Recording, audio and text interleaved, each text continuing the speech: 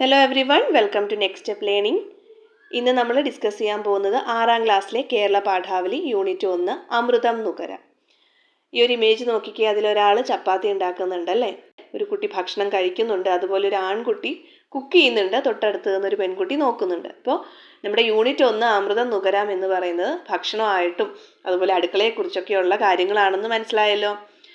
വിശപ്പിനേക്കാൾ നല്ല കറിയില്ല, സ്നേഹത്തിനേക്കാൾ നല്ല സ്വാദുമില്ല, അടുക്കള എന്ന വലിയ ലോകത്തിൻ്റെ കാണാക്കാഴ്ചകളിലേക്ക്. നിങ്ങളിൽ കുറച്ചു പേരെങ്കിലും ചില ഭക്ഷണമൊക്കെ കാണുമ്പോൾ അമ്മയോട് പറയില്ലേ, എനിക്കിത് ഇഷ്ടമല്ല, അല്ലെങ്കിൽ ചോറിൻ്റെ കൂടെ ഇന്ന കറി ഉണ്ടെങ്കിലേ കഴിക്കൂ, ഇല്ലെങ്കിൽ വേണ്ട എന്നൊക്കെ പറയാറില്ലേ. അതുപോലെ അമ്മ കഷ്ടപ്പെട്ടുണ്ടാക്കുന്ന ഭക്ഷണം ബാക്കി വെച്ച് കളയൊക്കെ ചെയ്യുന്നവരുണ്ടാവും അല്ലേ. അല്ലാത്ത മിടുക്കന്മാരും മിടുക്കുകളൊക്കെ ഉണ്ടെങ്കിൽ കമൻറ്റ് ബോക്സിൽ ഒരു തംസ് അപ്പ് ഇടുക, അല്ലെങ്കിൽ ഒരു ഫയർ ഇമോജിയെങ്കിലും ഇടുക കേട്ടോ. അറിയണമല്ലോ ആരൊക്കെയുണ്ട് നല്ല കുട്ടികളെന്ന്.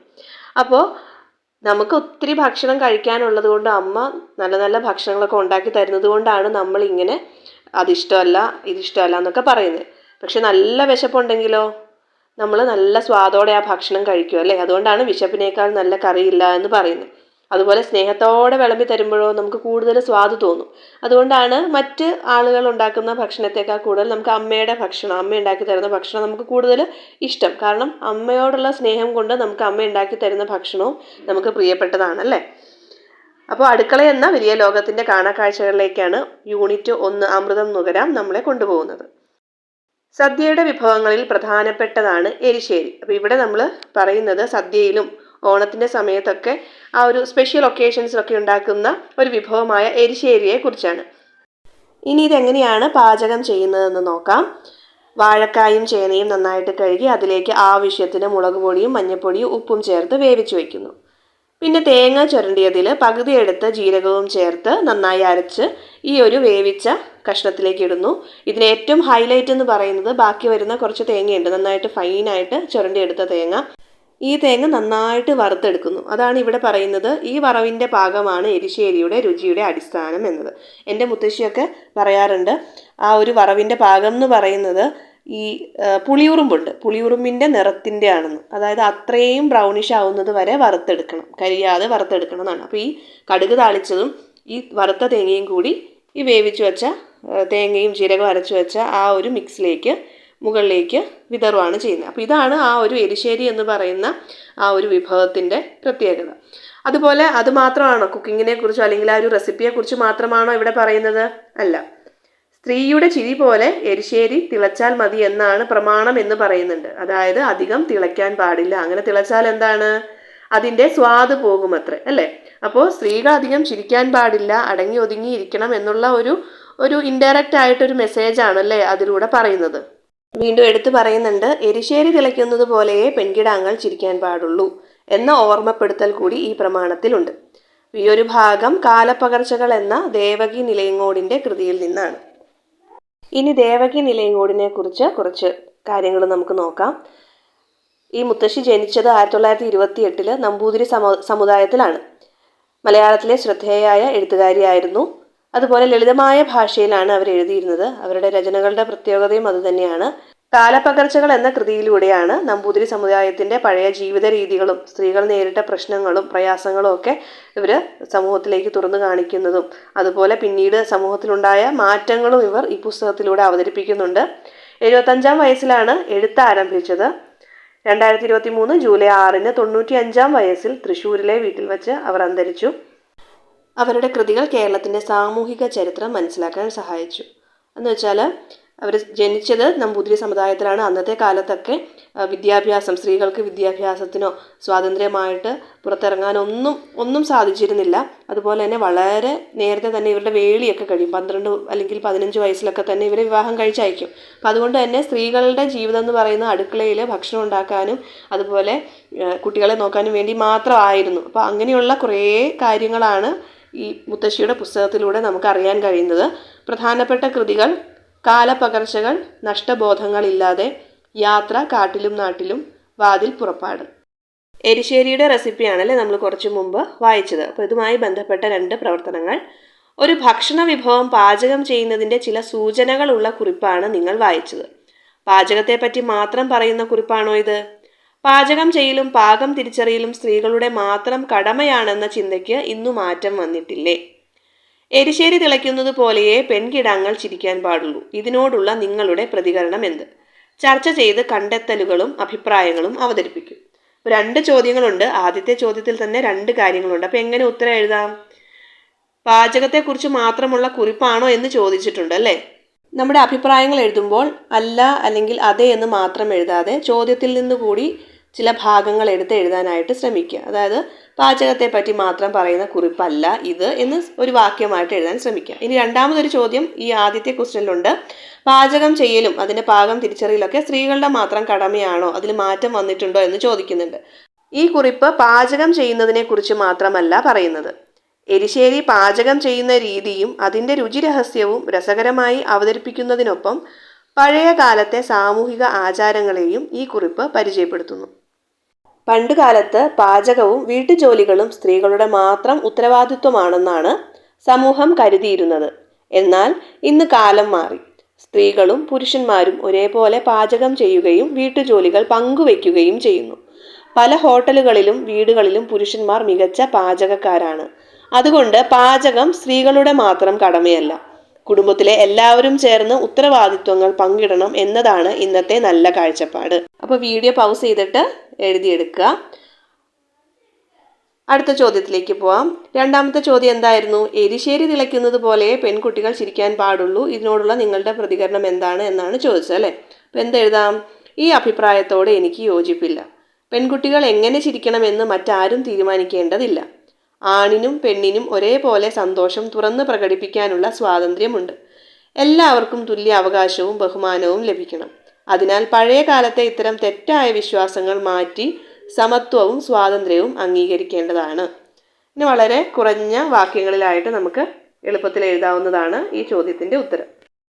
അടുത്തതായി ടി.പി. രാജീവന്റെ വയൽക്കര ഇപ്പോഴില്ലാത്ത എന്ന കവിതാ സമാഹാരത്തിലെ അടുക്കള എന്ന കവിത നോക്കാം.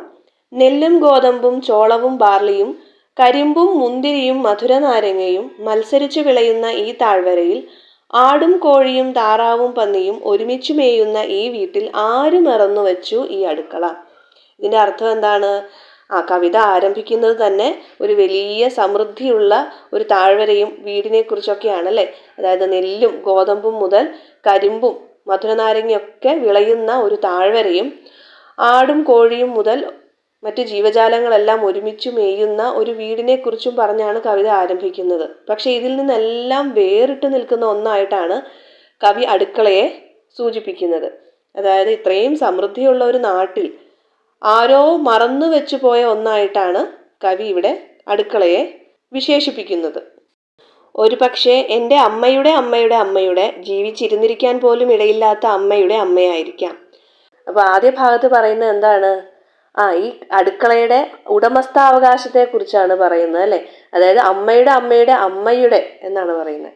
അപ്പോൾ അമ്മ മാത്രമല്ല, തലമുറകളായിട്ട് ഈ ഒരു അടുക്കള എന്ന ആ ഒരു അടിമത്തത്തിൽ അല്ലെങ്കിൽ അടുക്കളയിൽ മാത്രം ജീവിക്കാനായി വിധിക്കപ്പെട്ട സ്ത്രീകളെ കുറിച്ചാണ് പറയുന്നത്. അപ്പോൾ ഇതൊരു വ്യക്തിയുടെ മാത്രം കാര്യമല്ല, തലമുറകളായി അനുഭവിക്കുന്ന ഒരു വംശം, സ്ത്രീ എന്ന വംശത്തിൻ്റെ കഥ കൂടിയാണ് കവി ഇവിടെ വരച്ചു കാണിക്കുന്നത്. ഇവിടെ എപ്പോഴും ഒരാൾ കറിക്കു നുറുക്കിക്കൊണ്ടിരിക്കുന്നു, മീൻ നന്നാക്കിക്കൊണ്ടിരിക്കുന്നു, ഇറച്ചി വെട്ടിക്കൊണ്ടിരിക്കുന്നു, അരിയോ ഗോതമ്പോ ആട്ടിക്കൊണ്ടിരിക്കുന്നു, മല്ലിയോ മുളകോ അരച്ചുകൊണ്ടിരിക്കുന്നു, ഇഞ്ചിയോ പുതിനയോ ചതച്ചുകൊണ്ടിരിക്കുന്നു. അടുപ്പത്ത് തിളയ്ക്കുന്നതിൽ നിന്ന് കുറച്ചെടുത്ത് എരിവും പുളിയും ഉപ്പും മധുരവും പാകം നോക്കിക്കൊണ്ടിരിക്കുന്നു, എഴുന്നേറ്റു കൈ കഴുകിക്കൊണ്ടിരിക്കുന്നു. അടുത്ത ഭാഗത്ത് എന്താണ് പറയുന്നത്? ഈ അടുക്കളയിൽ നടക്കുന്ന എണ്ണമറ്റ ജോലികളെ കുറിച്ചാണ് അല്ലേ. എപ്പോഴും ഒരാൾ എന്നാണ് പറയുന്നത്. ആ ഒരാൾ ആരാണ്? സ്ത്രീ അല്ലെങ്കിൽ അമ്മയാണല്ലേ. അവിടെ ഒരു യന്ത്രം പോലെ എപ്പോഴും ചലിച്ചുകൊണ്ടിരിക്കുന്ന ഒരു വ്യക്തി. തീരാത്ത പണികളാണല്ലേ. കറിക്ക് നുറുക്കാനും മീൻ നന്നാക്കുക, ഇറച്ചി വെട്ടുക, അതുപോലെ അരിയോ ഗോതമ്പോ ആട്ടിക്കൊണ്ടിരിക്കുക, മല്ലിയോ മുളകോ അരച്ചുകൊണ്ടിരിക്കുക, ഇങ്ങനെ എണ്ണമറ്റ ജോലികൾ ചെയ്യുന്ന ഒരു സ്ത്രീയെയാണ് ഇവിടെ പറയുന്നത്. അപ്പോൾ അടുക്കള എപ്പോഴും എന്താണ്? ഒരിക്കലും അവസാനിക്കാത്ത ജോലികളുള്ള ഒരിടമായിട്ടാണ് പറയുന്നത് അല്ലേ. ഒന്നിരിക്കാൻ പോലും സമയമില്ലാത്ത ധൃതി പോലെ നിലത്തും മേശപ്പുറത്തും ബാക്കിയായവ തുടച്ച് വൃത്തിയാക്കിക്കൊണ്ടിരിക്കുന്നു, പാത്രം കഴുകി നിരത്തി വെച്ചുകൊണ്ടിരിക്കുന്നു. അപ്പോൾ ഒന്നിരിക്കാൻ പോലും സമയമില്ലാത്ത ധൃതി, അതായത് ഒരിക്കലും അവസാനിക്കാത്ത പണികളാണ് അല്ലേ അടുക്കള എന്ന ആ ഒരു സൈക്കിള്. അമ്മ എങ്ങനെയാണ് സൂര്യൻ ഉദിക്കുന്നതിന് മുമ്പ് എഴുന്നേക്കും, രാത്രി വളരെ വൈകിയാണ് ഉറങ്ങുന്നത് അല്ലേ, പണികളൊക്കെ കഴിഞ്ഞ്. അപ്പോൾ വീണ്ടും പിറ്റേ ദിവസം എന്താണ് ഇത് റിപ്പീറ്റ് ചെയ്യുകയാണ്. അപ്പോൾ ഈ ഒരു അടുക്കള എന്ന ആ ഒരു ചക്രത്തിൽ പെട്ടുപോയ ഒരാളായിട്ടാണ് പറയുന്നത്. ഇവിടെ എപ്പോഴും ഒരാൾ വിശന്നു നിലവിളിച്ചു കൊണ്ടിരിക്കുന്നു. ഈ ഒരു വരി എന്ന് പറയുന്നത് നമ്മളിപ്പോൾ കണ്ട കവിതയിലെ മറ്റു ഭാഗങ്ങളിൽ നിന്നും വളരെ കോൺട്രാസ്റ്റ് ആയിട്ടുള്ള ഒരു കാര്യമാണ് അല്ലേ. അതായത് ഇത്ര സമൃദ്ധമായ ഒരു താഴ്വരയെ കുറിച്ചാണ് നമ്മൾ ആദ്യം പറഞ്ഞത്. അതിനുശേഷം തീരാത്ത ജോലികളുള്ള എപ്പോഴും ഭക്ഷണം പാകം ചെയ്യുന്ന ഒരു ഭാഗമായിട്ട് അടുക്കളയെ പറയുന്നുണ്ടെങ്കിലും ആ ഒരു അടുക്കളയിൽ എപ്പോഴും വിശന്ന് നിലവിളിച്ചുകൊണ്ട് ഒരാളുണ്ടെന്നാണ് പറയുന്നത്. അതായത് ആ ഒരാൾ ആരാണ്? സ്ത്രീ അല്ലെങ്കിൽ അമ്മയാണ് അല്ലേ. നമുക്കറിയാം നമ്മുടെ അമ്മ നന്നായിട്ട് കുക്ക് ചെയ്യും, എപ്പോഴും അടുക്കളയിൽ നമുക്ക് വേണ്ടി ഭക്ഷണം പാകം ചെയ്യുമെങ്കിലും അതെല്ലാം ആരാണ്? ആ കുടുംബത്തിലെ അംഗങ്ങൾക്ക് വേണ്ടിയാണ് അമ്മ ചെയ്യുന്നത് അല്ലേ. നമ്മളെപ്പോലെ നന്നായിട്ട് ഭക്ഷണം കഴിക്കാനോ ഒന്നും ശ്രമിക്കാറില്ല. ഏറ്റവും നല്ലത് നമുക്ക് വേണ്ടി മാത്രം മാറ്റി വെക്കുന്ന ഒരാളാണല്ലേ അമ്മ. പക്ഷെ ഇതിൻ്റെ ഏറ്റവും ഇന്നർ മീനിങ് എന്താണ്? വിശപ്പ് കൊണ്ടുള്ള കരച്ചിലാണോ, നിലവിളിയാണോ? അല്ല, അത് മാത്രമല്ല അല്ലേ. അതിലുപരി സ്നേഹത്തിനും അംഗീകാരത്തിനും സ്വാതന്ത്ര്യത്തിനും വേണ്ടിയുള്ള നിലവിളിയായിട്ടാണ് കവി ഇവിടെ ഈ ഒരു വരി കൊണ്ട് ഉദ്ദേശിക്കുന്നത്. ഇനി ചോദ്യങ്ങളിലേക്ക്. നാടിൻ്റെയും വീടിൻ്റെയും സമൃദ്ധിയെക്കുറിച്ച് കവിതയിൽ എന്തെല്ലാം പറയുന്നുണ്ട്? നാടിൻ്റെയും വീടിൻ്റെയും സമൃദ്ധിയെക്കുറിച്ച് ഈ കവിതയിൽ മനോഹരമായി ചിത്രീകരിച്ചിരിക്കുന്നു. നെല്ല്, ഗോതമ്പ്, ബാർലി, ചോളം തുടങ്ങിയ ധാന്യവിളകളും കരിമ്പ്, മുന്തിരി, മധുര നാരങ്ങ ഇങ്ങനെ വിവിധ തരം പഴവർഗ്ഗങ്ങളും സമൃദ്ധമായി വിളയുന്നു. കൂടാതെ വീടുകളിൽ ആട്, കോഴി, താറാവ്, പന്നി തുടങ്ങിയ വളർത്തുമൃഗങ്ങളും ധാരാളമായി ഉണ്ടെന്ന് പരാമർശിക്കുന്നു. കൃഷിവിളകളും വളർത്തുമൃഗങ്ങളും നിറഞ്ഞ ഈ നാടും വീടും ഐശ്വര്യത്തിൻ്റെയും സമൃദ്ധിയുടെയും പ്രതീകമാണെന്ന് കവിത വ്യക്തമാക്കുന്നു. അടുക്കളയിൽ എപ്പോഴും തുടർന്നുകൊണ്ടിരിക്കുന്ന പണികൾ എന്തെല്ലാമാണ്? കവിതയിൽ അടുക്കള ഒരിക്കലും വിശ്രമമില്ലാത്ത ഇടമായാണ് ചിത്രീകരിക്കുന്നത്. കറിക്കായി പച്ചക്കറികൾ നുറുക്കുക, മീൻ വൃത്തിയാക്കുക, ഇറച്ചി വെട്ടുക, അരിയോ ഗോതമ്പോ പൊടിക്കുക, ചോറും കറികളും പാകം ചെയ്യുക, മല്ലിയും മുളകും അരയ്ക്കുക, ഇഞ്ചിയും പുതിനയും ചതയ്ക്കുക, വിഭവങ്ങളിൽ ഉപ്പും എരിവും പുളിയും പാകമാണോ എന്ന് പരിശോധിക്കുക, ഭക്ഷണം കഴിച്ചു കഴിഞ്ഞ സ്ഥലം വൃത്തിയാക്കുക, പാത്രങ്ങൾ കഴുകി അടുക്കി വയ്ക്കുക തുടങ്ങിയ ജോലികൾ തുടർച്ചയായി നടക്കുന്നു. ഇങ്ങനെ ഒരിക്കലും അവസാനിക്കാത്ത ജോലികളുടെ ലോകമായാണ് കവി അടുക്കളയെ അവതരിപ്പിക്കുന്നത്. ഈ ജോലികളെല്ലാം നടക്കുമ്പോഴും അവിടെ വിശപ്പ് ബാക്കിയാവുന്നു എന്ന് സൂചിപ്പിക്കുന്ന വരി ഏതാണ്? ഇവിടെ ഇപ്പോഴും ഒരാൾ വിശന്ന് നിലവിളിച്ചു കൊണ്ടിരിക്കുന്നു എന്നതാണ് ആ വരി. അടുത്ത ചോദ്യം, അടുക്കളയിൽ വിശന്ന് നിലവിളിച്ചു കൊണ്ടിരിക്കുന്നത് ആരായിരിക്കും? ഇത്രയും സമൃദ്ധമായ അടുക്കളയിൽ എപ്പോഴും ഒരാൾ വിശന്ന് നിലവിളിക്കാൻ കാരണം എന്താവും? ചർച്ച ചെയ്ത് കുറിപ്പ് തയ്യാറാക്കൂ. അപ്പോൾ ഉത്തരം വായിച്ചു തരാം. നന്നായിട്ട് വാക്യങ്ങളൊക്കെ വായിക്കാൻ പഠിക്കുക. ശേഷം വീഡിയോ പൗസ് ചെയ്തിട്ട് എഴുതിയെടുക്കുക. അടുക്കളയിൽ വിശന്ന് നിലവിളിച്ചു കൊണ്ടിരിക്കുന്നത് വീട്ടിലെ അമ്മ മാത്രമല്ല, തലമുറകളായി അടുക്കളയിൽ അധ്വാനിച്ച എല്ലാ സ്ത്രീകളുടെയും പ്രതിനിധിയാണ്.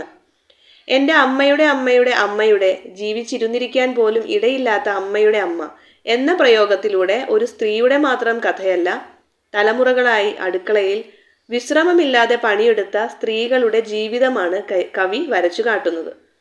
കറി നുറുക്കിയും മീൻ വൃത്തിയാക്കിയും പാചകം ചെയ്തും പാത്രങ്ങൾ കഴുകിയും മറ്റുള്ളവരുടെ വിശപ്പ് അകറ്റാൻ അവർ നിരന്തരം അധ്വാനിക്കുന്നു. എന്നാൽ സ്വന്തം വിശപ്പിനും ആഗ്രഹങ്ങൾക്കും പലപ്പോഴും സമയം ലഭിക്കാറില്ല. അതുകൊണ്ടാണ് സമൃദ്ധമായ അടുക്കളയിലായിട്ടും വിശന്നു നിലവിളിക്കുന്നത് ആ സ്ത്രീകളാണെന്ന് കവി സൂചിപ്പിക്കുന്നത്. കവിതയിലെ വിശപ്പിന്റെ നിലവിളി ഭക്ഷണത്തിന് വേണ്ടിയുള്ളത് മാത്രമല്ല, സ്നേഹത്തിനും അംഗീകാരത്തിനും സ്വാതന്ത്ര്യത്തിനും വേണ്ടിയുള്ള നിലവിളി കൂടിയാണ് അർത്ഥമാക്കുന്നത്. അടുക്കളയുമായി ബന്ധപ്പെട്ട 2 കവിതകൾ കൊടുത്തിട്ടുണ്ട്. അടുക്കളയിലേക്ക്. മയങ്ങാറുണ്ടാവിൽ അവളോളം വൈകിയൊരു നക്ഷത്രവും ഒരൊറ്റ സൂര്യനും അവളേക്കാൾ നേരത്തെ പിഴഞ്ഞെണീറ്റില്ല.